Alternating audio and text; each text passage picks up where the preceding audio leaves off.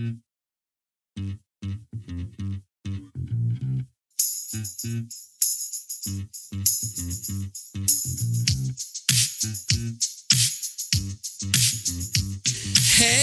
and welcome to Hold My Popcorn. I'm Max Ely in Nashville. Without some Boston's Tim again. How are you, Timmy boy? Doing fantastic, Max. Love James Bond movies. There's, gratuitous violence and the objectification of women. I mean, what could be a better Hold My Popcorn movie? Set of movies here. Yeah. Tits, booze, and death. Yeah. Mm-hmm. Those are like our three pillars of the Hold My Popcorn, the Hold My Popcorn Corporation. What's what's that word? I can't think of it. Wait, but the religious thing, the threes. What are the three things? Trifecta. Not trifecta. Triumphant. The Father, Son, and the Holy Ghost? Yeah. What is that? The Trinity? Trinity. That's what it is. It's the Holy Trinity of the podcast. Yeah, exactly. Yeah. I think I had COVID and my brain is not functioning properly still. I just took some Dayquil after waking up from a nap before this. So, all right. John couldn't make it in today, but we are welcoming back Bill Dooley. How are you, Billy boy? I'm doing swell. I'm going to let you guys know. As you know, I typically split a beer with Sam on every other Sunday, so I don't drink too much. And I am on my third drink of the day. Wow. I had a beer while I made dinner. I had wine while eating dinner, and I'm having a whiskey right now. Oh, you got to throw him up, Look at Bill. This is the most I've had to drink in about, I don't know, how old's the kid? 8 months? 9 months. Wow. Look at Bill. Cut scene to 45 minutes later where Bill is passed out in his chair. Passed out. That's not how drunk works for me. I'm just going to be yelling at you guys incoherently. His laptop screen's going to be cracked. That's what's going to happen from him punching it. Fuck you, Max. Sam's just going to be like, come on, Bill, come on. Now get out of here, devil woman. Have your chew toy, Bill. Take your chew toy. Calm down. Just breaking furniture as I go. Yeah. Fuck this hutch. I always hate this hutch. Oh, you like your crib, Walt? You like your crib? Boom. Now fix it. Bill's Mafia dive into it. Yeah. That's where they got it from. All right, well, today we're going to be starting our limited 007 debut series where we'll be covering the first entries of all 6 actors to play Bond, but in reverse order. So first up in the 007 debut is James Bond, and as Daniel Craig. Jesus Christ, what the fuck did I write down? Anyway, we're watching Casino Royale with Daniel Craig. Who needs a fucking intro for this? Fantastic movie. Fantastic intro, too. Yeah, Nailed fantastic intro I for a totally fantastic nailed it. movie. Yes. In honor of the Olympics, Max, you stopped the landing, bud. All right, I gotta ask, do either of you know, is there a canon answer as to how, like, the different actors relate? Like, is James Bond 007 a role, like a title that different people, a mantle that different people can take up? Is this like a retelling of the same character, like different Batman movies? Like, Yeah. How does this work? It's always a reboot. It's a reboot. Yeah. Okay. They kind of they kind of teased it there for a minute in Skyfall that like James Bond could have been the code name, but then it turned out that it was not. And his real name is James Bond. Yeah. It would have been kind of cool if that was the case, though. Yeah. Yeah. It's like 007 is like the code, and then James Bond is like your double code name. Like that'd be pretty fucking sweet. Well, they did say in a couple of movies that, like, there's a 00 status. So presumably there's like a set of 00 agents, and maybe like they cycle number 7 in and out, like out as people die or whatever. But it might not always be James Bond. But as we'll see next time, I mean, Sean Bean is 006 in GoldenEye. Right. And they've had some like a 005, I think, in one of them, I think, at some point. Yeah, this movie came out 16 years ago, by the way. That is Fucking nuts. God. Oh, Couldn't good. believe That is outrageous. Yeah. How old were we when they came out then? 18? No. 18. 16. No. 16 or 17. We graduated in 07. Yeah. So it had to either have been the spring of like junior year of high school or fall of senior year, something like that. So Yeah. 17, 18, yeah. Yeah. Wow. I was 36, but yeah. Your beard was just as luscious anyways. No, in high school, I didn't have the beard up until senior year, even though I could have grown it out because I just, in my own mind, I'm like, I am too young to have a beard. I have to shave this. This is embarrassing. I haven't earned this yet. No. I'll grow down in college and I'll look awesome. And I'll never shave it off. But I forgot how good this movie is. Like, it's a near perfect action film. There's enough action eye candy for the dum-dums. Like, there's enough eye candy just for the, the women for the other dum-dums too. It's well shot. The plot is good. Like, the third act is great, which in a lot of these movies, the third act is always fucking trash. Like, even like The Dark Knight, the third act isn't that good. And that's like a amazing movie. Not a lot of CGI, which they made a point of doing that, which is the reason why the movie holds up still. Like, it still looks great. Yeah, I can't think it's of like any an acted movie. Yeah. And it's also directed by the guy who directed GoldenEye. So I guess if you're ever going to like reboot the movie with a new actor, just bring this guy in. Yeah. Well, like the James Bond, except for like Timothy Dalton, because he only did 2 movies, but there's kind of like an arc to all the James Bond main stars, like you kind of start the movie off with like a good realistic, just like spy action thriller, and then it progressively gets more insane, and then you end it with a good spy action thriller. It's like it goes from realistic to like, oh, they're literally shooting lasers at space cows to to like a real again. So it's kind of interesting how they do that. Except for the Pierce Brosnan movie, because Tomorrow Never Dies is fucking trash. I remember seeing that one in theaters too. Not good. Oh yeah. No, not at all. And that is the reason why they did more practical effects in this one, because they saw the CGI like even a few years later, and they're like, this movie looks terrible. Like, we can't do this again. Like, we need to make it more practical. Right. Yeah. Worked out, though. Should we get into it? Let's do it. Yeah. Okay. Movie opens up in a black and white noir flashback in Prague, where James Bond earns his 00 status by killing this corrupt MI6 chief, as well as his crooked contact. I'll tell you what, drowning in a sink, not a good way to go. That would really suck. Mm-hmm. Go ahead, Tim. I was just going to say, like, what really comes to mind when I see this stuff is, like, people's will to live is much stronger than mine. Because, like, if I was in this MI6 guy's, like, shoes, I'd be like, yeah, I know you probably, whatever happens, I'm probably going to die, so just do it. Tim would take the gun out and shoot himself in the head. Yeah, I'm just not interested in this whole rigmarole where like we fight and then you eventually kill me in some gruesome manner. Why don't we just get to the chase here? I also just love how this movie, like this scene sets the tone, not the black and white, but just how like raw and gritty the fight is. Like Bond is not, just dominating this guy. Like they're going back and forth, they're falling all over the place. He's slipping, he lost his gun. Like it's much more realistic than any of the other ones.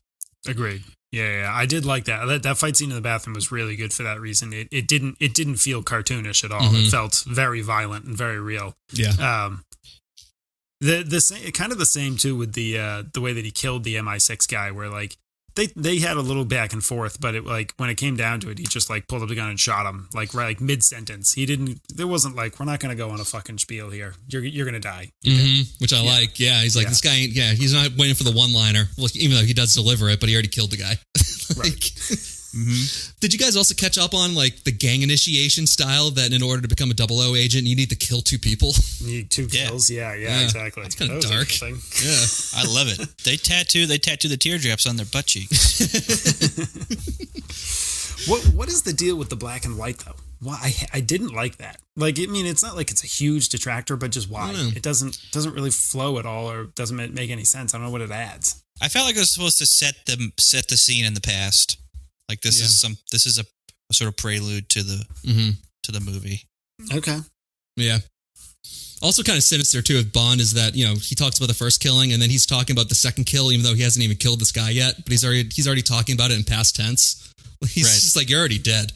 Like, it's like this guy is, he's a fucking psychopath. Well, I feel like this is sort of like the Dark Knight of the Bond franchise, where it sort of like made things dark. Because like a lot of the old Bond movies, Yeah, a lot of the old Bond movies, I mean, it was like Austin Powers. It was like judo chop, you know what I mean? Like judo chop. Brr! Like that was the fight. That was the fight sequences in those. It's like Sean Connery like slaps a guy across the face and then he falls into a tank full of sharks. Yeah. Right. Or like you push one guy and he hits two people from behind him and it's like a domino pyramid effect. Like, yeah. Right, exactly. It's foolish. Yeah. Mm-hmm.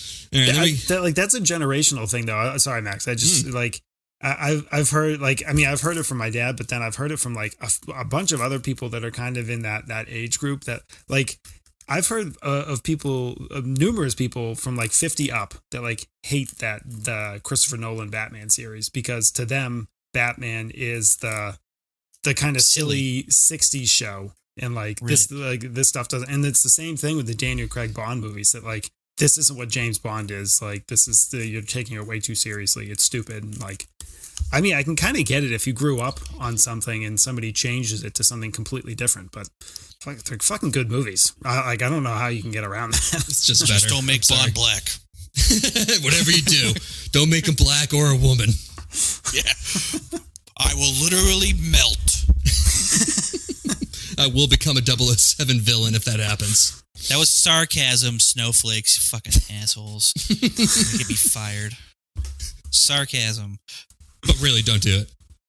Yeah, but seriously. Unless it's Idris. Yeah, and then we cut into this colorful Chris Parnell intro song. Who cares? Whatever. Yeah. Audio Slave was big at the time. Honestly, these intro songs show the tits. Okay? I'm sick of all these like sexy silhouettes. Show the tits. Move on with our lives. That's what I want. It's such a weird tradition with these movies. It's just like they're always kind of weird and off-putting, and like the songs are sometimes okay at best. And like that, like, can we just move on from this? Can we just accept that this isn't 1970s anymore? We don't have to keep doing it. We don't. Tradition. Yeah, exactly. They're going to continue to do it. It'd be like starting a Star Wars movie without the scroll, even though they've done that, so that doesn't work. I want them to do that. I don't go to the movies to read. Okay, the movies to see some tits on a big screen. Exactly. Actually, when I'm just thinking about it, maybe part of the reason for the black and white is just because they then transition into like the most colorful colors in that song. So maybe just kind of show the contrasts there.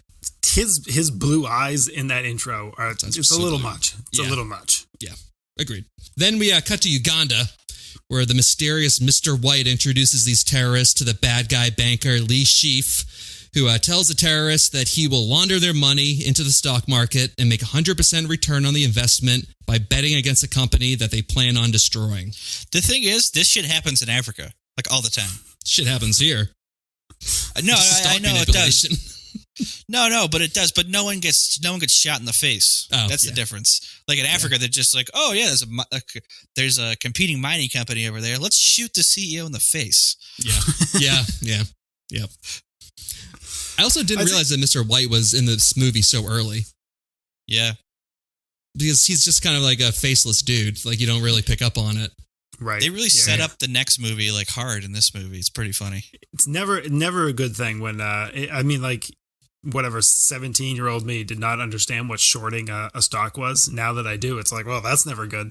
Yeah. Some white guy's shorting a stock. That's probably a bad sign for everyone else. There goes the housing market. Oops, gone. Well, at least somebody made money off of them. Good for that guy.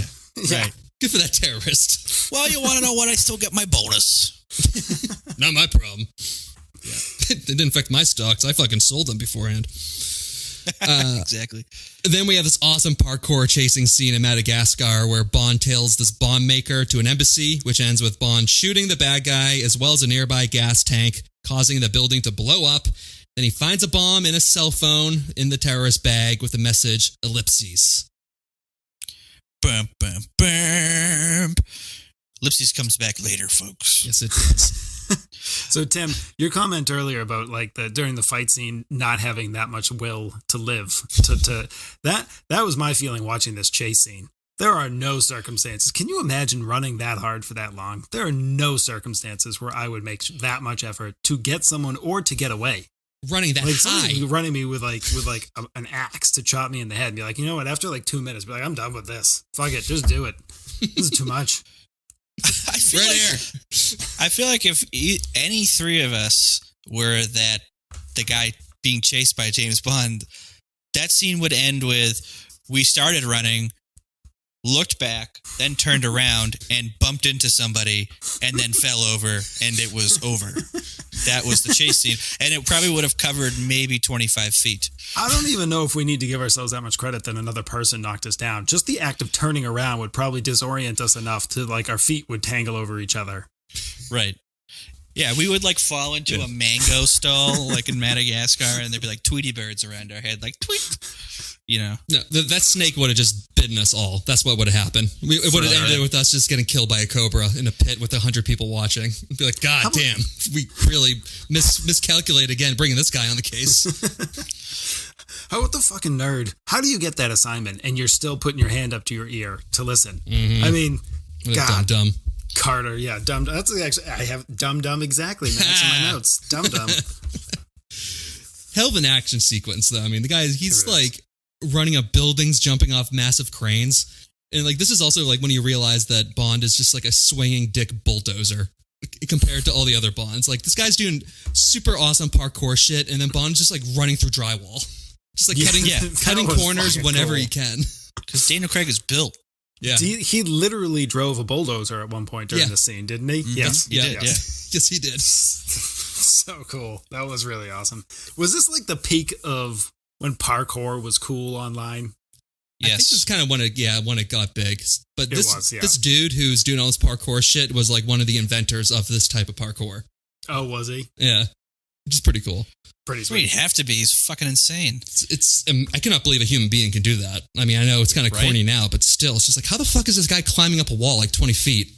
You're the human. Way he's jumping down the stairs, fucking insane. Yeah, how are you not breaking your ankles like we would immediately, falling down the stairs? Fuck! He was like the alien in the opening scene of Men in Black. He was. He really was. Yes, he was. Also, this action sequence took 6 weeks, the film. You gotta love big budget movies, man. Practical effects too, man. That's a big part of it too. Right. Yeah. It was worth it. It pays off. It's so good. It's one of the best action sequences of any movie. It's so fucking good. Yeah. What a way, great way to start a movie. Then Bond breaks into his boss M's house using her laptop. He tracks a cell phone call to the Ocean Club in the Bahamas. Then M arrives home, chews Bond out for not bringing this bad guy in alive, and causing an international incident in the papers, and then she puts him on temporary leave. I mean, Emma's probably right here. You're not being a very good secret agent when you're in the news. Yep. And I feel like any boss would probably frown upon you breaking into their house. Agreed. Mm-hmm. Mm-hmm. I will say, I think there's a 99% chance, given M's age, that her password was password. So, yeah. Or there just wasn't one. just open it up. It's just already open. Right. Yeah. Her password was enter. Yeah. Just hit the enter button. There we go. Yeah, so Bond, he just ignores everything that M says. He heads to the Bahamas, where he rolls up to this hotel in a super sweet 2006 Ford Focus. Oh, my God. I did like that. It's fantastic. I loved it. Super sweet so Ford cool. Focus. Yeah. I remember that was definitely product placement, and I remember just thinking wow, this whole Bond car thing, Bond car connection has really gone downhill here. Where instead of the Aston Martin DB5 comes back later, but it's instead of this awesome Aston Martin, it's a sensible economy car. Yes. Yeah, exactly. Yep. I do love the humor though, where the guy just assumes he's the valet, throws him the keys, and then later on we see him again at the bar, and he recognizes Daniel Craig. It's kind of an ongoing joke there, which is it's weird in this movie, but it's funny. Well, it's even a joke. It's even a joke with the car, because they first show Bond just driving with the steering wheel, and then they pan out and they see it's just the shitty Ford car that he's driving. Right, exactly. So Bond, he's able to ID the person on the other end of the phone, who turns out to be a Greek official named Alex Demetrius. So he cases him out from the ocean, where we get this iconic shot of Bond in his nut-hugging Speedo. Oh, my God. If you didn't... Those Audience, traps. if you did not cream your jeans when he came out of that water, I'll tell you what, you're not alive. You're not alive. In all honesty, this was all right. This is the scene with Halle Berry and the Bronson. What's his name? Pierce. Pierce Brosnan. Mm-hmm. It's very reminiscent of her coming out of the ocean in her movie. Yeah, which is also an homage to like one of the other Bond movies from like the 70s or 60s. Oh, was it really? I didn't know that. All right. Yeah. Dude, I'm telling you, I was like Nathan Lane in the birdcage. He came out of there like, oh. Good heavens. My word. So then a little bit later, Bond plays Demetrius in poker, where he wins this 1964 Aston Martin with trip aces, and then he blue balls a guy's wife for information that night. Oh my God, that's the least Bond move ever. In Sean Connery's time, he would have fucking busted a nut in 30 seconds and been like, "Bye, see you later." What's that? See you later. Huh? He's running away. Yeah, or just slap her. Leave. I mean, this is my apartment. This is my hotel room. Get out. Yeah, that's more Sean Connery-esque. Yeah. And then this leads to Bond and the Greek getting into an intimate staring contest to the death in Miami, where Bond knifes the guy, takes his phone, seeing the word ellipses once again in the text box, which we'll then soon learn is the passcode to get into the restricted area of the airport. So, Body Worlds at Miami, did you notice that as well? Yeah. Weird. I don't know if that was product placement or what, but this movie, like between parkour, Texas Hold'em being the most popular thing in the world, and Body Worlds, this movie is like a time capsule. It really is. It really is, yeah. It's super trendy. It's super trendy of the times, for sure. Only thing we're missing is a flip phone. Right. That's true. That's true. Like a Razor 7. The Razor, I was just thinking that, Or a, what is it? What was it? A chocolate? Where the fuck those things were called? My God. Forgot about those. Cutting edge. Great cell phones. I was just shocked. I mean, let's just think about his travel day. Got to the Bahamas, decided at like 9:30 p.m., I got to get to Miami to go to Body Worlds to follow this guy. I mean, dude, I'm sorry. By the time you get through customs in Miami, it's like 3 a.m. Yep. You're not getting to Body World, bud. No. Speaking of, too, do you guys see the little cameo, too, with Richard Branson getting Sure did. body checked? Yep. Needs to get that fucking stock up. He got that cameo in exchange for providing a plane in Prague for production. All right. That works. Pretty stupid cameo trade-off on his part. He got like a half a second with him holding his hands up. Yep. Getting frisked. Why would he want it? Why would he have wanted that? Because he's a billionaire. What else is he going to take? Mm-hmm. That's a good point. Yeah. And then also, so M calls Bond, tells him that Lee Sheaf hired this henchman to blow up this new jetliner in order to tank the company's stock, which leads into this big action piece where the bad guy places a bomb under a fuel truck and heads towards the jet. But then Bond jumps onto the roof of the truck, kicks his way into the cab like Indiana Jones, has his head inches away from the concrete. Then he's able to unhook the bomb from the bottom of the truck, hook it onto the bad guy as he jumps out, and stops the truck just feet away from the explosion. And then the bad guy calls the bomb in, which is attached to his pants, and he explodes. Another kind of, it kind of almost like I had to laugh. It was a laugh out loud moment for me is when he's hanging out of the truck precariously like inches away from death, and like he just happens to notice the bomb hanging from a keychain. He's like, oh. Like the look that he has on his face is he's like 3 inches from scraping every like inch of skin off his face. And he's just like, oh, that's interesting.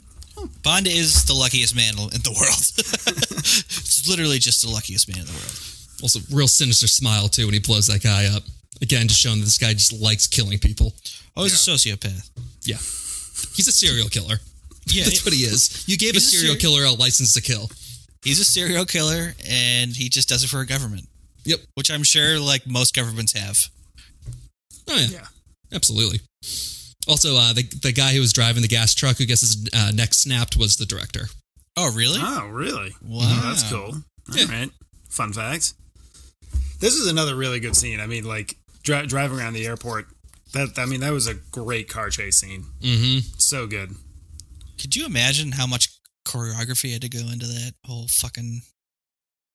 A lot of fucking work. Yeah, it had to be. Think about how meticulously it had to be planned. Yeah. And you only have so many hours of the day to do it on an airport before they have to like open the airport back up. Right, that's true too. Right. Yeah. They don't have. There isn't like just like a fake airport somewhere in LA that they can film these things on. I guess they just filmed it assumed. in like 6 different airports, like around the world. Holy Apparently, shit. They didn't film it in Miami at all. Oh, I couldn't that's imagine they'd film it in Miami. I bet Yeah. they would have. They probably found like a private, Runway airport. somewhere. Yeah. I could see that. I could see though, even just like they know they can only get like an hour at each airport, so they film a portion at each one. That kind of makes sense. Yeah. Sorry, getting hot in here. Then we cut back to the Bahamas. Yeah, so then he goes right back to the Bahamas the next day, where Bond and M learns that Demetrius' wife was tortured to death. Then they inject a tracker into Bond's arm. And they also learn that in order to pay the terrorists back, Lee Sheaf has organized a high-stakes poker game with the winner taking home $150 million. Oh my god, that Greek guy's wife was a smoke show. It's disappointing that she died. It sure Yeah. is. Mm-hmm. And Bond did not give a shit. Nope. That was like the most cold part of the movie too. Like M kind of like prodded him, being like, "Do you care about anything?" And I kind of expected him to be like be a little emotional or like show something, and he was just like, "No, fuck her." She I was don't a pawn fucking in care. my game. She was a fly in my web. M. She died a hideously painful death for something that I pulled her into. So fuck her. My only regret is I didn't get my nut off. Jesus, James. What the fuck? Oh, hold on. Let me look at my pants. I did. I have no regrets. I just did. Never mind. You can take her away now. I'm done with her. Wait. Let me see the body again. Oh, God. What do we get ourselves into? Why did you bring the body back? Does anyone realize how gross this is? Again, though, showing that he's a fucking psycho. She's talking about Lee Sheaf, and then Bond goes, "Do you want a clean kill or send a message?" To which M says, "I want him alive." He goes, alive. Spell that for me. What's the origin? I does don't that know mean? what that is. Yeah. I don't understand. I also thought this was kind of funny. Like, this is one of the few scenes where I thought it was just kind of a miss, because there's just like Bahamian cops running around, and then there's just like all these British people. I'm like, what did you tell the Bahamian cops? We're from MI6. Like, why are you permitted to be there Yeah. on this crime scene? That's true. That is true. Like, oh, this person's dead. It's a murder investigation. Don't worry. The Brits showed up. They got it. Yeah, I mean, they're in the Bahamas. She's an older, rich-looking white lady, so they're probably just like, she must be in charge. And that's her bodyguard right there. That psychopath with the blue eyes. He did it. He definitely did it. He definitely Let's just killed that walk woman. away. This Let's is the just walk cover-up. away. Yeah, this is the cover-up. But yeah, we're not going to really question him. The guy stole his car, beat him in poker, fucked, and then killed his wife, right? This is what happened? I mean, Hey, he's driving around in that guy's car. I'm an international man of mystery. we are making a lot of assumptions here. He told the waiter that the champagne was for one. We just assumed it was for her. It could have been for him after he killed her. That's a good point. It's like American Psycho with Christian Bale just smoking a cigar after he just like fucking axes, what's his face, to death. Right. Yeah, exactly. Just sitting there just... All right, yeah, then I stumble also... off. I stumble for you. I stumble for you. The P square. And then M assigns Bond as a poker player since he's the best in the service. And then we're introduced to Eva Green as Vesper Lind, a British Treasury agent who's been sent to watch over Bond and also be his sugar mama for the poker event. Oh my god, I loved it. Yeah, she's looking like a babe in this movie. She looks real good. A real babe, you know what I mean? Mm-hmm. I don't like she. What else has she been in? I know I could have done this, but I mean, we're going to talk about it. I don't really Bill, know. she died at the end of the movie, so probably not much. Oh my god, I'm such a dummy. Yeah. Seriously, bro. Watch the movie now. I'm watching it live, just like you did with RoboCop. I don't know. She's been in some Tim Burton movies because she's dating Tim Burton now. She's good. She was good in this. That was the thing. Like, I'm watching this and be like, I never knew of her when I watched this movie the first time, and I still don't really know of her. Like, I don't really understand. Yeah, no, she's good. I like too the joke that Bond makes when they're in the car that he says that her code name is Stephanie Broadchest. That was hilarious. I loved it. That would have been like on a headline of Slate nowadays. Is James Bond misogynistic? It's like, yes. Have you not seen the entire franchise? Fucking James Bond. Of course he is. Yeah. That's all he does. Yeah. Fuck bitches and leave. All right. So then Bond, looking dapper in his new tux as we begin the Hold'em event, where Bond picks up on Lee Sheaf's tell and also plants a tracker in his inhaler during the first hour break. Meanwhile, Lee Sheaf gets ambushed in his room by the Uruguay? Uruguayan? What is that? Ugandan. That's it. Yeah. That's how I spelt it too. I just can't read. Ugandan. Ugandan. God damn it. Yeah, the Ugandan terrorists from the beginning of the movie. Then they ambush Bond in the hallway after they notice he's wearing an earpiece, but Bond's able to throw one of them down the stairs, choke the other one out to death. And then after the first night of the poker match, Bond finds Vespa sitting in a shower, shell-shocked. So he sucks on her fingers, which apparently makes her feel better. That was so weird. So weird. Easily the weirdest thing in this entire movie. Why? Yes. Like, he's cleaning the blood off of her fingers that isn't really there, but she's having like a mental breakdown, so she thinks there's blood in her hands. So he sucks her fingers? Trying to shock her even more by just sucking her fingers. He looked like a young Bill Dooley after eating buffalo wings. Young. You haven't seen me eat buffalo wings lately. That was, it wasn't quite aggressive enough, really. That is an apt description, though. Oh, yeah. Like, he went like to the base of he went to the bottom knuckle, you know what I mean? Right. On those fingers. Whoa. Raking with those front teeth. You got to get all the meat off the bones. Mm-hmm. They didn't, man, I'm hungry. They didn't cut scene to the end of that where she was like, did you just suck my fingers? What the fuck was that? This is way weirder now. So apparently in this, like, initially she was supposed to just be naked in the shower, and Bond thought, or Daniel Craig suggested that she still wears her dress because it would make it, first of all, it would make, Eva Green feel better, but then also, like, her character wouldn't take her clothes off. She'd be in such shock. So I feel like it was kind of like a one for you, one for me. When he's like, no, you can keep your clothes on, but I'm going to suck your fingers. I'm going to suck your fingers. Suck them fingers. I'm going to suck them dry. I can't understand, when they're making like editorial decisions. The scene was good. It fit. Everything worked. Except like you could take that like 3-second piece out and it's still perfectly fine. Yes. It's so weird. It's really just have her weird.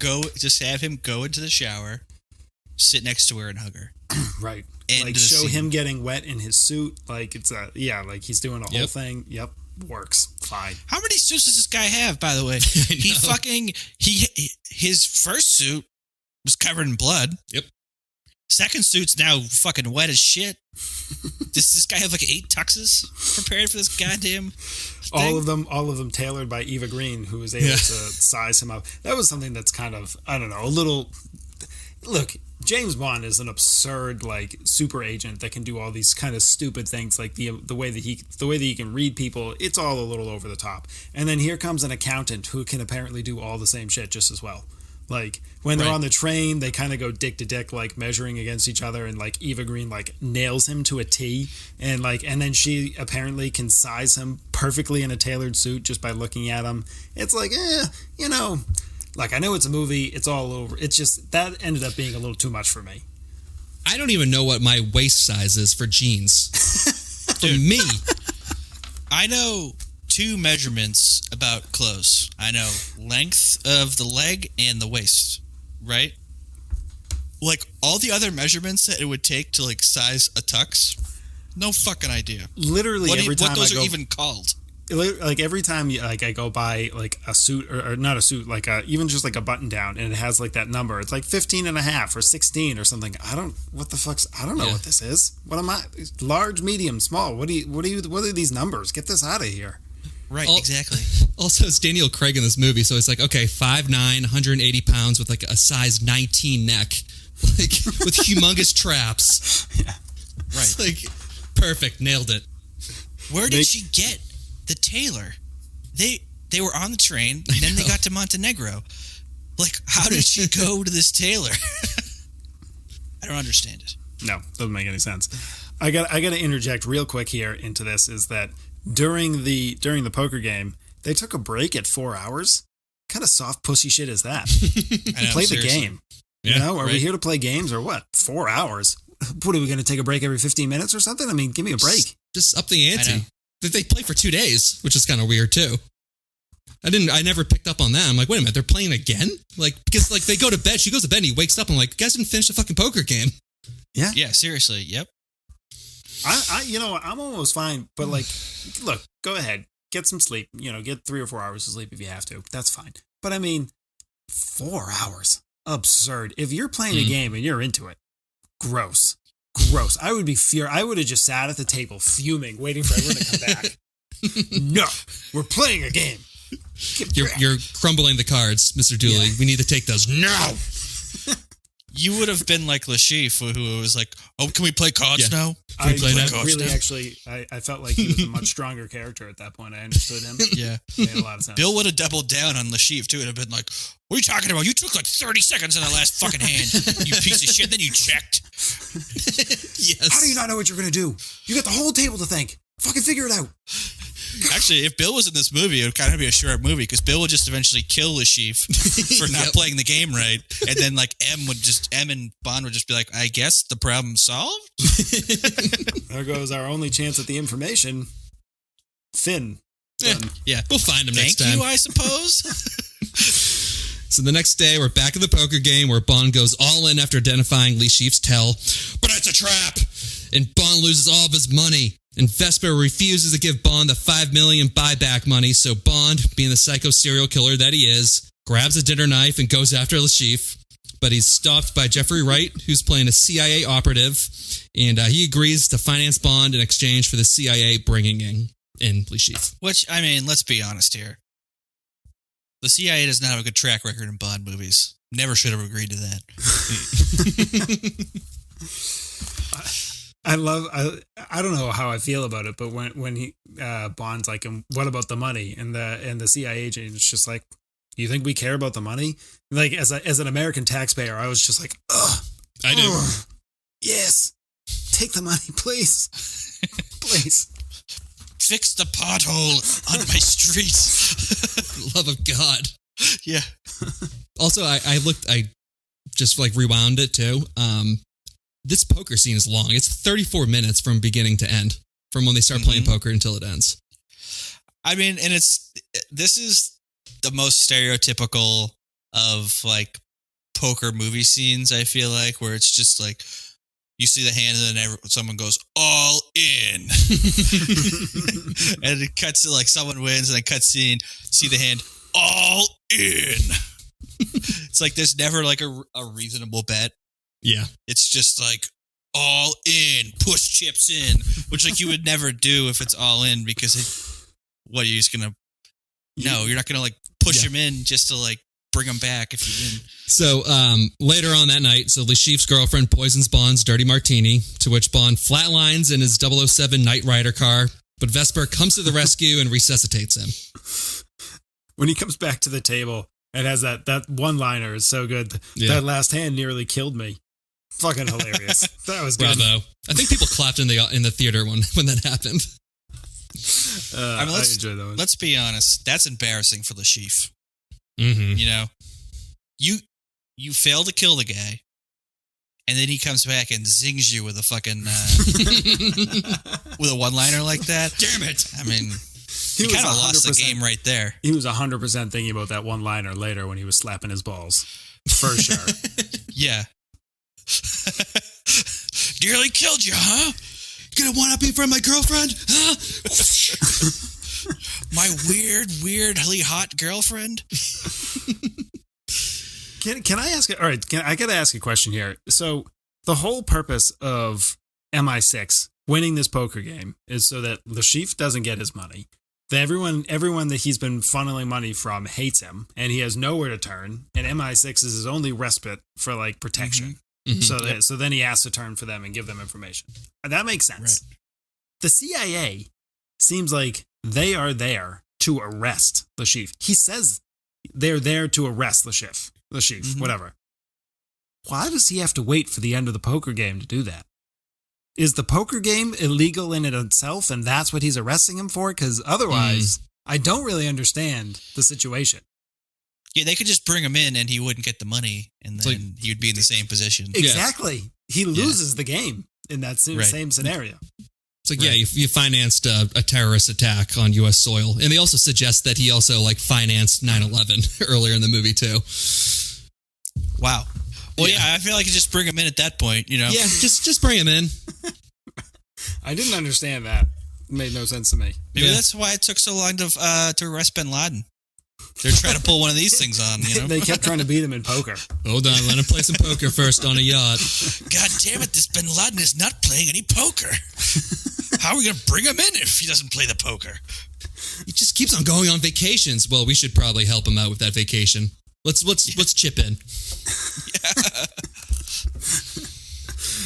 Going back to the movie, though, I did love the disorienting, fuzzy, shaky camera when he's getting poisoned and he's in the bathroom. I thought that was also really effective. All the bathroom scenes are great, except for the finger sucking part. Agreed. Yeah. So then we have the final hand of the night where everyone goes all in, to which someone either has like a straight or a higher suited full house, but then old blue-eyed Bond flips his cards over and wins it all with a straight flush. I'm really glad that it wasn't like a royal flush, because that would just been like the height of stereotype, where it's just like, royal flush, the best hand. To which Mathis would have said that to Eva Green. Oh, yeah. No one can beat a royal flush. All right. Thanks, Mathis. Yeah, I know. Thanks. All in means they're going all in. Sit down means sit down at the table. 150 million in the pot. The blind doesn't mean that Bond is blind. He can still see. Ava Green just turns to him like, Are you okay? You okay? You having a stroke right now? As a flashback, I'm sorry, my lady. You're a good squirrel. Says petting her head. He's like mansplaining to her about like how much money's in the pot. It's like, she's a fucking treasury agent. I think she knows how much money's in the pot. She's financing it. Yeah, she's a goddamn accountant. She can count. Yeah. And then also the dealer gets a nice $500,000 tip after this too. Oh my God. Could you imagine? Maybe you want to be a poker dealer. Yeah. I would absolutely deal at terrorist poker games if I got $1 million tips. Yeah. Mm-hmm. I did write down too, though. This is how, like all of us, how we used to always play poker. It's like there's always one guy who goes out way too early, and then we just go back and forth until everyone just gets sick of it, and we all just go all in at the same time. All in every hand until somebody wins. Yeah. Yep. Right. Yep. It's exactly how the last time we all played. Yep. So then after dinner, Vesper gets kidnapped, so Bond gets into his slick Aston Martin, chases after her. But he sees her in the middle of the road, so then he swerves out of the way, flipping the car several times. Idiot. Run her over. Yeah. Should have hit her. I don't know, Tim. Hitting her could have done just as much damage to the undercarriage of the car. I mean, he took a chance.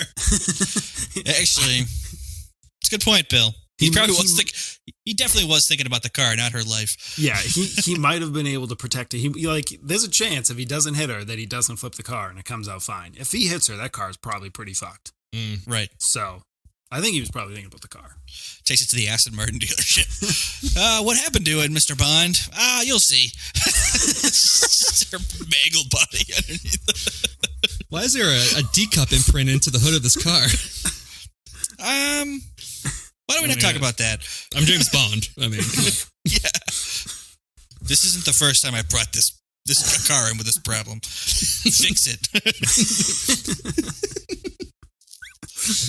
So then this leads into the immediately iconic dick and ball bashing scene where Lee Sheaf tortures Bond for the password to the poker earnings.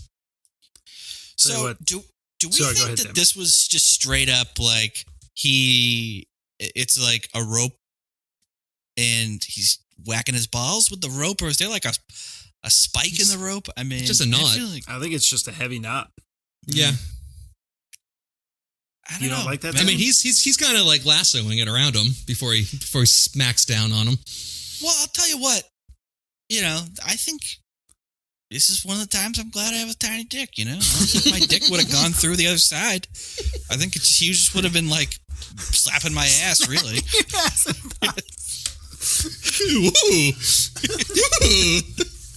Yeah, we're like, yeah. Clearly, this is not working. Yeah. You should have been dead by now. Instead, he's just like making a Kirby sound. Maybe he was faking it that whole time. Could have been pretending the pain. Yeah. Maybe he has a hammercock and like it was just hanging down there. I mean, I think the understanding isn't so much that he's hitting the cock. It's that the testicles were hanging below the thighs, Tim, and he's hitting the testicles. I wouldn't hang that low. I'm like a Roman statue, man. Constantly look like you just got out of freezing cold water. I was in the pool.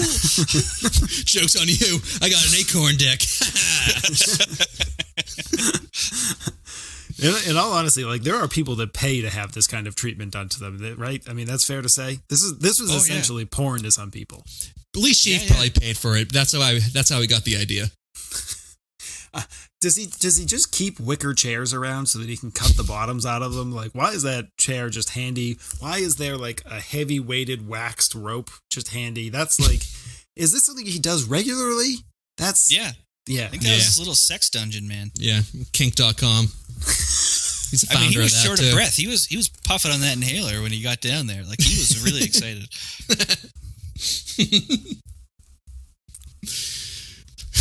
Again, why are you enjoying this so much? Come on. But then we hear several gunshots as Mr. White, who was the broker to Lee Sheaf, and the Ugandans in the opening. See, I said it right this time. Nice. Yeah, nailed it. I learned.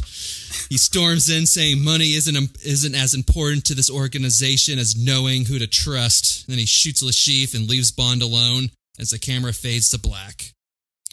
Just like no reason why you would leave Bond alone if you're Mr. White. Yes.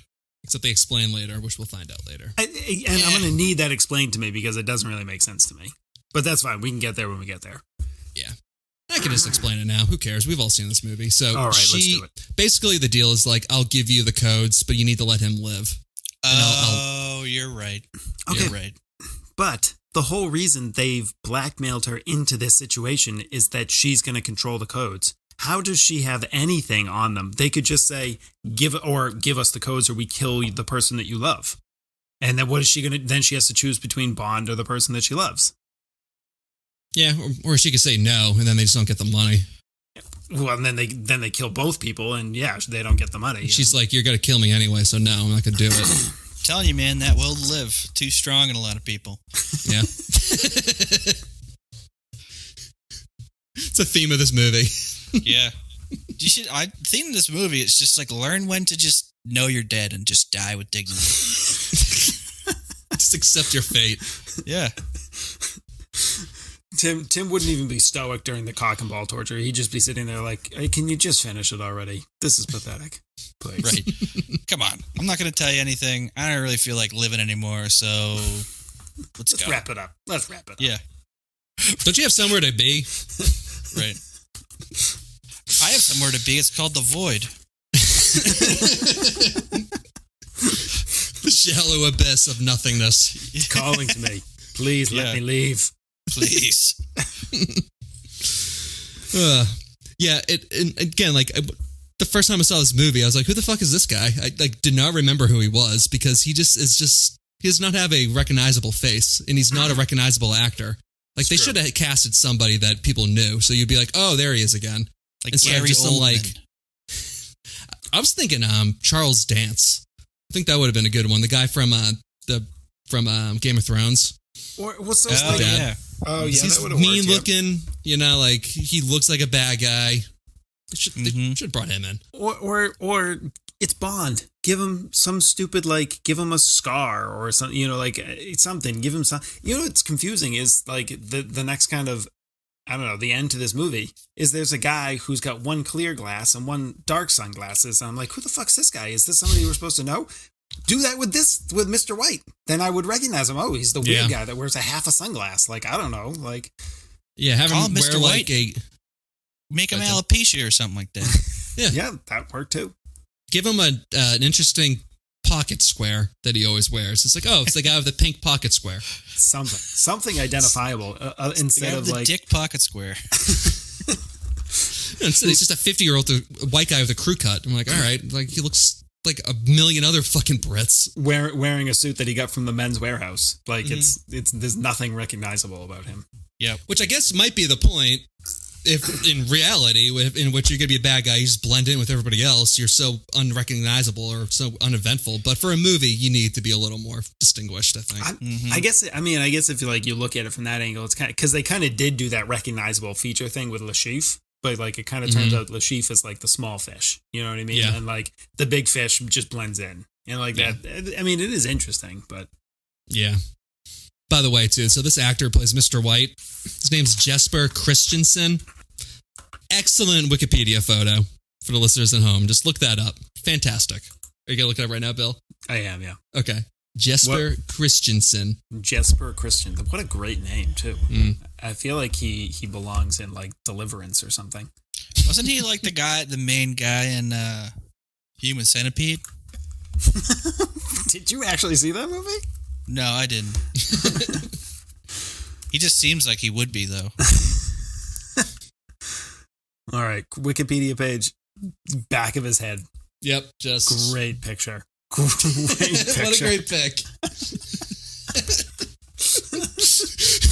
You can't see his face at all. That is, I'll tell you what, that is a fantastic left ear. Really top-notch left ear for an old man. Oh, God. Yep.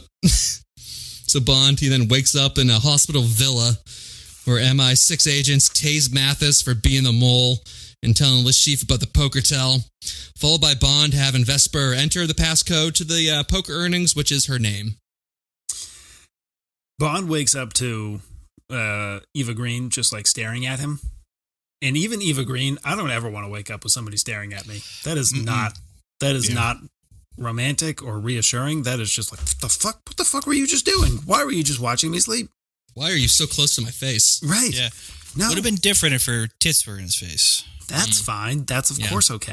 Yeah. Motorboating awake would be better. Oh my God. Could you imagine, fellas? Yes. Doing it now. So it looks like we're going to have a nice 007 happy ending with Bond retiring from duty and professing his love to Vesper as we see them kissing in bed and sailing to Venice and fucking in bed. So Vesper, she heads to the bank while Bond heads to get supplies when he gets a call from M saying that the earnings haven't been deposited. Oh, shit! Which means Vesper is the real mole and she's been playing Bond this whole time. He's heartbroken. Bond is heartbroken. Remember the scene where he goes, or like, doesn't he say, I'll kill her? Or like the bad guy says, I'll kill her, and Bond goes, allow me. Allow me, yeah. Yeah. Mm. Not happy. Would have been way better if he just then turned around and shot her in the forehead. Did any of you catch like leading up to that in that sequence? They're kind of like alluding to the fact that they don't know the status essentially of Bond's dick and balls, of whether they'll ever recover from the torture. They're kind of talking about whether or not he's a whole man or whatever's happened. Like she's gonna love him now or what, blah blah blah, that stuff. And then they're rolling around in the bed, and like he looks down at his waist and looks back up and gets this like half smile on his face, and like that's the moment James Bond, yeah, exactly, got a boner, and he was so happy. It's when he got his mojo back. It's like Austin Powers too, man. Yeah. Yeah, it is. And then the scene they cut out though is then right as he finishes, just Eva Green just gets a bunch of blood in her face. Blood and bone for some reason.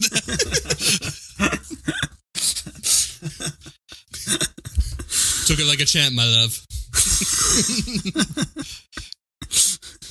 Oh, God. Okay. Looks like you've got blood on your hands now. Is it too soon to joke about that murder? Too soon. Okay. Sorry, I don't know how to make jokes about murder. Seems normal to me. You want me to suck in your fingers again? I forgot about that. Better? Actually, we're not going to be boyfriend-girlfriend anymore.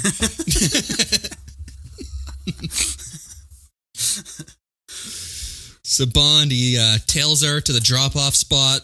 He escapes various gunfire, shoots at the flotation bags that are keeping the building above water, which is just fucking nuts. There shouldn't be buildings that you need fucking flotation devices with. But then he kills all the bad guys, and then Vesper, who is being held in an elevator, tells Bond that she's sorry. She locks the gate and commits suicide, all while Mr. White watches from afar while holding the briefcase full of money.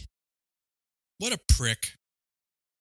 But at the same time, that's kind of like being a good businessman. You don't want to get too personally involved in your affairs, you know? Nah. Looked like they had everything under control. Right. Just let those people die over there. I think he was probably just hoping that like Bond was going to dive in as he did and then die under the building as well. It'd be a win-win for him, really. Mm-hmm. Little does he know. I will say, though, no other Bond could pull off this like non-verbal range of emotion that Daniel Craig has after this, because he goes like, you know, realizing that like the girl's dead. Like he goes from, you know, just being upset to angry, like just everything on his face. I haven't seen this movie in like 2 weeks, so I forget how the order of it is, but. When Daniel Craig, he gets her out and she's unconscious because she's drowned. She's dead. Yeah. And then he like, you can see him processing it like in live time of him going through like all the ranges of it. It was pretty good. It was good. I will say I kind of had another finger licking moment here, like because he's giving her mouth to mouth, and then like it kind of lingers and it turns into a kiss, like, and it feels like it was a little weird. You figured out she's dead, mouth to mouth isn't working, so then you make out with her. It's like, necrophilia adjacent is what they call it, Bill. Yeah, that was. We've already established he did this earlier in the Bahamas too. That is canon. That is a fact. Yes. Bond is a serial killer necrophiliac. He's the hero of the movie. And the psychiatrist from Lethal Weapon starts talking to M. He's a disturbed person. He's a disturbed person. She has like one huge chunk of hair missing from her head from just ripping it out. Yeah. He's extremely disturbed and extremely erratic. M's like, get out of here, you quack. Stop self-diagnosing yourself, you bitch. He's Get the best in the biz. She just becomes an ornery American police captain. You're getting knighted. Mm-hmm. So M calls Bond saying that Vesper flipped in order to save her boyfriend, and she made a deal to save Bond's life in exchange for the money, and that the trail's gone cold, so we'll never know who did it. But then Bond sees that Vesper sent a text message to herself with the message for James with Mr. White's cell phone number. Ooh, so James can get him back. Get him. To wrap up the movie, we have an aerial shot of this beautiful seaside villa with Mr. White getting out of his car, answering his phone and asking who he's speaking with, and blam! Gets shot in the leg. And then we get the iconic James Bond music for the first time as Daniel Craig struts up to Mr. White and says, the name is Bond, James Bond. The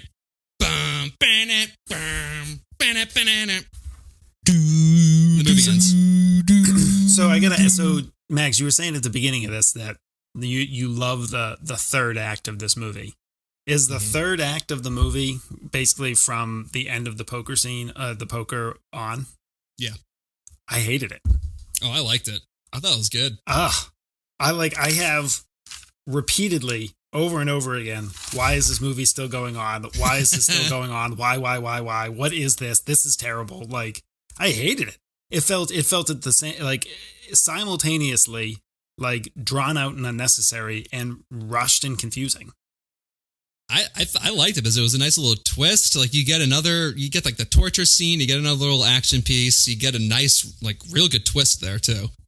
Like, compared to like The Dark Knight, where you get the whole like NSA bomb on a boat, like that third act is just like, I love that movie, but like that third act is just not that great. I thought this one was pretty solid. It kept me engaged. Like it flips halfway through. Like you think it's gonna end well, and then just nope. It's like a super long sappy love scene, and then it flips, and it's kind of interesting. And then like the guy with the monocle sunglasses is confusing. Like it feels like he's supposed to be recognizable, but he's not. The action with like all the bullets, like the firing, the shooting that's going on there, just does not jive with the rest of the movie. It feels completely unrealistic to the like how he doesn't get hit with anything. Like I don't know, none of. And then like the explanation of how she was trapped and like but saved Bond from Mr. White, and like that didn't work for me, as I mentioned earlier. Like none and then he just finds Mr. White and like that's the end of the movie. So like it was simultaneously extended long, like it could have ended before all of this, and rushed and confusing for me. You don't have to like it. I enjoyed it. I know. I'm telling you I don't, Max. I don't need your fucking permission. I don't need your goddamn permission, Max. I didn't like it. And I don't need your fucking approval, Bill. No, you do. I could have done it without everything after the James Bond coming out of the water scene. I would have just George Bond just going for a dip. Could have done without everything before it, too. I will say, though, like, I mean, that music does get you going, especially since you haven't heard it the whole time, that I immediately then turned on the next movie, which, like, picks up immediately after this one. Right. It did make me really want to watch the next one. I did not pick up with the next one right away, but I'm going to, because that ending with the music is fun. I didn't know that was the first time that you hear it in the whole movie. That's pretty cool. Because they were basically doing the Chris Cornell song for like the orchestral like theme song throughout the whole movie, which works. That was a good way to do it. Yeah. Yeah. Good times. That just reminds me of playing GoldenEye when we were kids. I know. I need more Odd Job. Oh my god, Odd Job, Jaws, man. Yep. All right, time for trivia.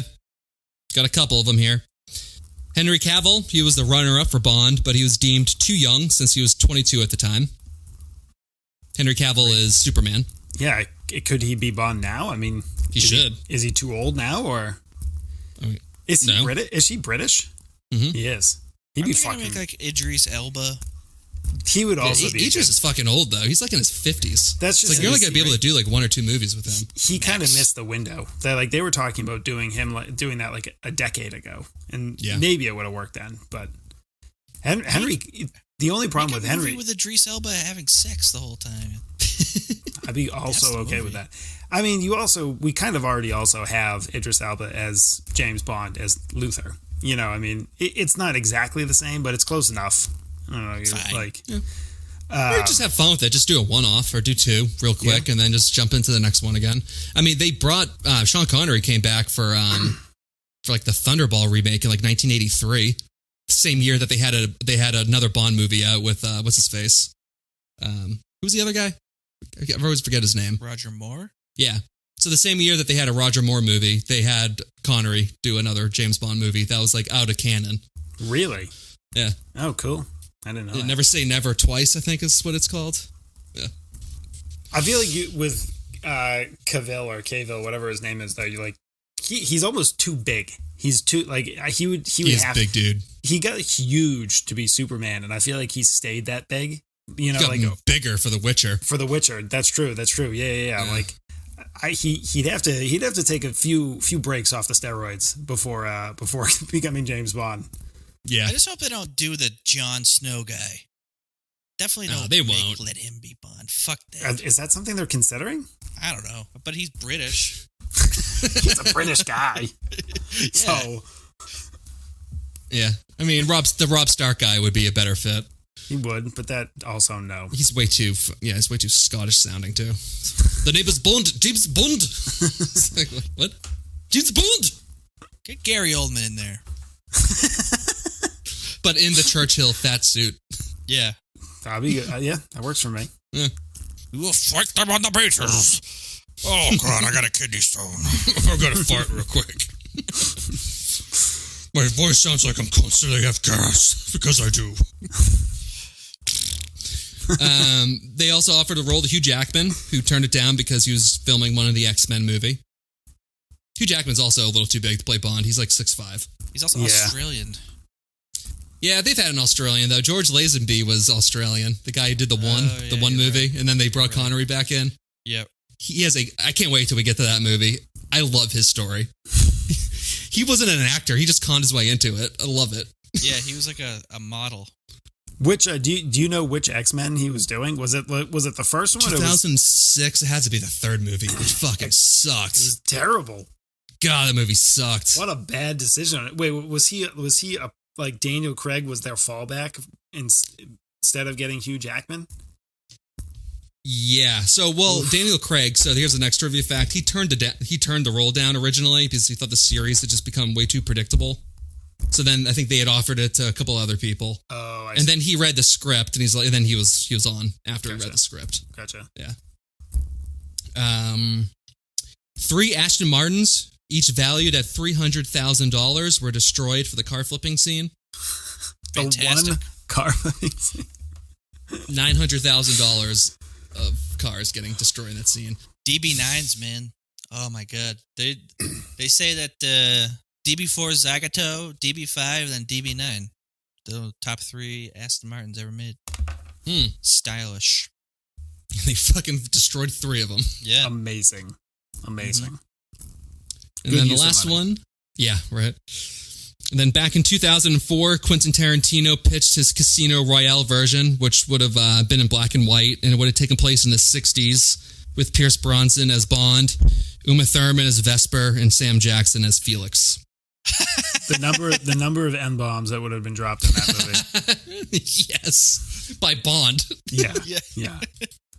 Oh my god. That would have been so funny. Fucking good. That would have been so goddamn good. Sam Jackson. Yes, I deserve to die, and I hope they burn in hell. What does Lashif look like? Is that him? Does he look like a bitch? Does Marcellus Kinda look like a bitch? And why you treat him like a bitch? Samuel, I think you're kind of mixing up movies here. I'll fix you, motherfucker! Time for the box office game. How much does this movie cost? How much did it make? Jesus Christ. Ooh. I don't know. Like, it cost $90 million to make, and it made 2006. I don't know. Money is like completely different now. Mm-hmm. 2006, it made $400 million. Cost $130 to make. Made $320 million. So it cost $150, wow. And it made $606 in its original run. Holy shit! Yeah, pretty good. A lot of money. It was the top at the time, and then I think Skyfall made over $1 billion. Wow! Which again, yeah, so a couple years later, like 6 years later, it's like the movie the box office like doubled. It's insane. Yeah. So in the United States, it premiered on November 17th of 2006 with a $40.8 million opening, finishing second. So any guesses that for what finished first that week? You guys aren't not going to get it. No. Sunshine of the Spotless Mind. Great Drew Carey movie. Great Drew Carey movie. Thank you, Bill. I mean, again, it works with the colored hair, so yeah, all right, kind of halfway there. It fell second to Happy Feet. Happy Feet made $41 million. Casino Royale finished in second place behind Happy Feet for 5 straight weeks. Oh my god! It was never number one in America. People love penguins, $600 million, and it was second place to dancing cartoon penguins. Directed by the guy who directed all the Mad Max movies. Really? Yeah. Never ceases to amaze me how different directors can do such different movies. Yeah. Happy Feet and then fucking like Road Fury. It's like, whoa. That is a contrast. Also, George Miller was a fucking doctor before he did Mad Max. You know what though? That's like cheating. Losing, like, kids movies should win the box office every single weekend. And I now understand that kids will watch the same goddamn movie 15,000 times. So like, you know, you probably had parents. No, it is not the same. You probably had parents going there with 7-year-olds watching it for like the 20th time in a row on week 5. So that's bullshit. That's malarkey money, that kids movie stuff. It's fabricated money. Yeah. That's cheating.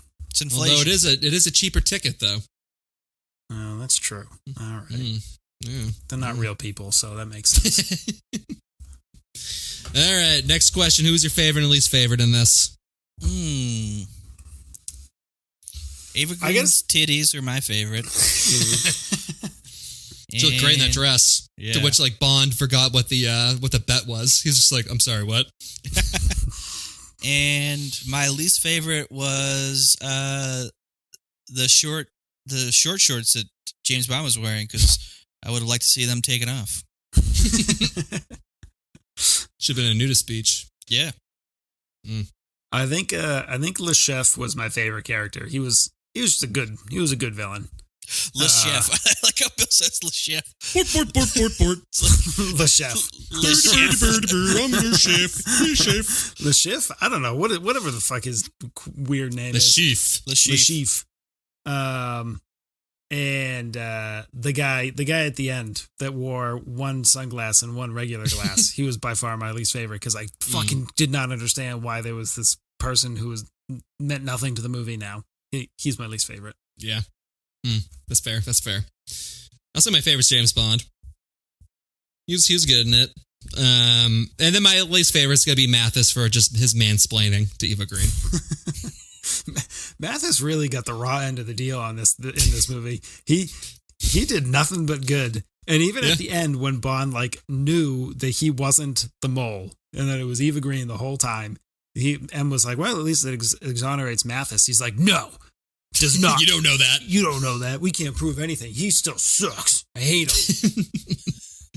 Don't you dare tell me I was wrong. I'm grieving. Everyone did it. All right, time for the Hold My Popcorn ratings. Prepare to be judged. What's your rating for Casino Royale? I'm going to give this 80 short shorts out of 100 penises I wish I saw. I'm going to stick with the theme of male testicles. And say I'm going to give this movie 2 out of 3 crushed scrotums. I was going to say, this movie really affected you guys, but I guess it really affected you guys in different ways. Yeah. Tim's like, more penises. Bill's like, crushing more dicks. Accordion those dicks. And the nexus is penises. I'm going to give this 2 out of 2. Which are the 2 women that Bond seduces who then die. Oh, that's true. He's not Ryan Hutstreak. Seduce me, James. If James Bond seduced me, it would be perfect. Because guess what? I would get to see James Bond naked, and I would get to die. It's a win-win. That is a win-win. It's a win-win right there. Yeah. Yep. In order. Like, now I can die. Yeah. No.